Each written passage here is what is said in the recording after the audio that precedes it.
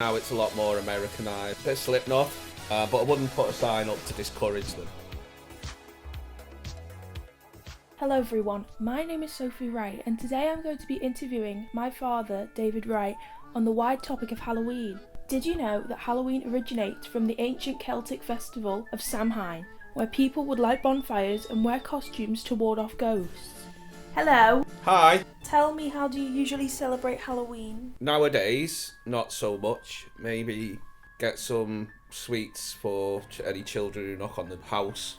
My children are grown up. We don't really celebrate it as much as we used to. We don't buy a pumpkin or anything like that. In my youth, many years ago, people didn't really decorate houses. There wasn't as many people tricking or treating. Didn't really carve pumpkins.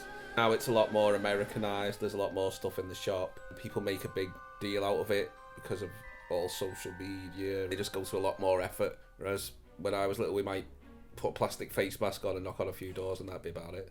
What's your opinion on the spiritual side of Halloween? I don't know much about it. I know it's All Hallows Day in the church, either that day or the day before. So I wouldn't know enough about it to really know. I'm not very church going, I'm not very religious, I'm not into witchcraft or anything like that, so I wouldn't really know. Are you going to any parties this year, and if so, are they with family or friends? No, because my parents are pensioners, so they'll be hiding from children. No, we don't really have parties for Halloween. I'm too old for getting dressed up in fancy dress and going out drinking. Probably watch some scary movies, that's about it. What is the best Halloween costume you've ever worn?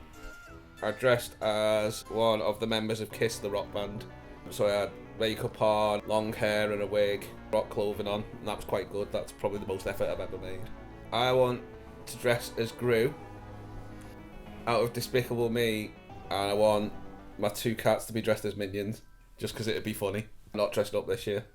Too old, and I'm not having a party like I said, so I'm not going to dress up in the house on my own for Halloween. What is on your Halloween playlist? Bit of Sisters of Mercy, bit of Slipknot, dark rock music, a bit of Judas Priest, The Damned, The Cure, The Cult. Not specifically a Halloween playlist, but I'll listen to more of that sort of music around that time of year. What's your favourite Halloween song of all time and why? Monster Mash, because it reminds me of Halloween's with my daughter.